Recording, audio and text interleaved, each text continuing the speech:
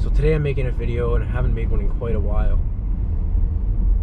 One of my current goals is to have 1 million views on YouTube. And that's been a goal. I set that for 3 months, and my goal for 3 months would be finished in March. So, you know, when you set a goal, you have to have a clear vision of what it is, and you have to get emotionally involved with it. Because if you have a goal that you don't know how you're going to get to, and you don't believe that you can achieve it, you're going to stop because you're not going to think it's possible.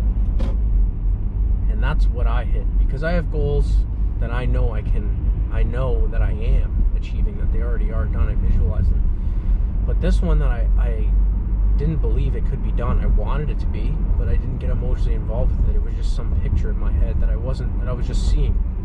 And it was just daydreaming. It wasn't actually something that I believed that I could do. And that's okay. But I'm sharing this because this is something that I want. But in order for you to achieve what you want, you have to get emotionally involved with it. Because if, in an example, an analogy, if you want somebody and you're with somebody in a relationship, you're emotionally involved with being with that person. And if you're going to get married to that person, they make you happy, you're emotionally involved with them. And that's what makes you so committed, and you know what you see with them and these beautiful things because you're involved. If you weren't emotionally involved, you'd be switching from partner to partner and switching and doing all these different things. Goals are exactly the same way. What you want to achieve in your life is exactly the same way. And I wasn't getting emotionally involved with it. Even though I wanted it, I wasn't actually putting my time and effort into getting emotionally involved with it. So it was scaring me because I wasn't actually getting attached to what I wanted. So now I'm at the point where I was like, why is this not working out? Why do I want this, but it's not happening? And the more I stepped away, the more I saw that this was something that I needed to do for myself. So here I am, and I'd love to share this one thing with you as the video comes to an end. I've had this paradigm. I've had so many different things. The paradigm is so much deeper than you could ever imagine, which is all of the subconscious habits and habitual ways of thinking that you've developed over the years from being impressed upon. And it's so much deeper than you could ever imagine. As you dive into it, it just keeps going. And those things you can continually change.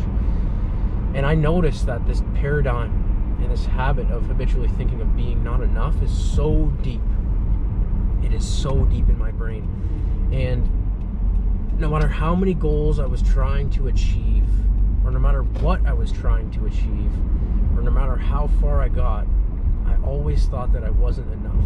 And that's still here today. And I'm saying this because that changes today.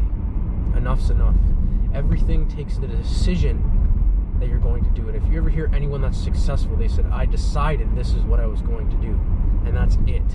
Because if you're going to quit something, if you're going to quit smoking, if you're going to quit drinking, you don't quit tomorrow, you quit today. And I'm quitting this way of thinking because this is what the world has taught us, that you need more, you need more, you need more, and you never have enough.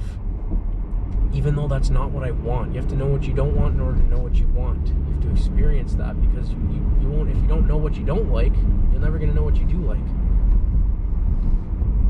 So I'm at this point now saying that enough is enough of this not feeling enough, because I would be focused on goals. My brain would tell me, you know, you're working on this goal and it's not happening fast enough, so let's work on this next thing. And then that would happen, and then it would say, well, these both aren't happening fast enough, so let's add something else. And then, well, you know, you might as well add 5 or 6 more things, because you might as well get them all done right now. And eventually it keeps piling up and you don't want to do any. And that's where I'm at.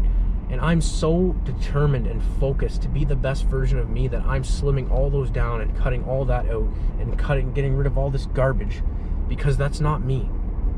It isn't who I am. It isn't what I want for myself. And it isn't truly me.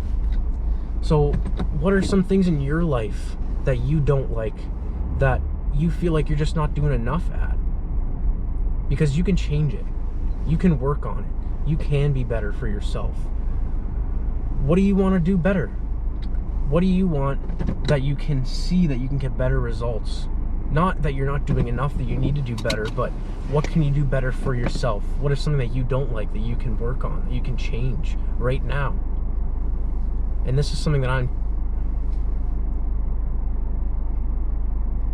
sharing this with you because this is something that I'm done with. I'm working on what I need to work on. You can only change 1 or 2 things at a time. Work on 1 or 2 things at a time. I'm perfect right now, and I'm honing in on those and focusing my will on those. Because as I focus and I become stronger and stronger at focusing on those, the more I'll see it happen.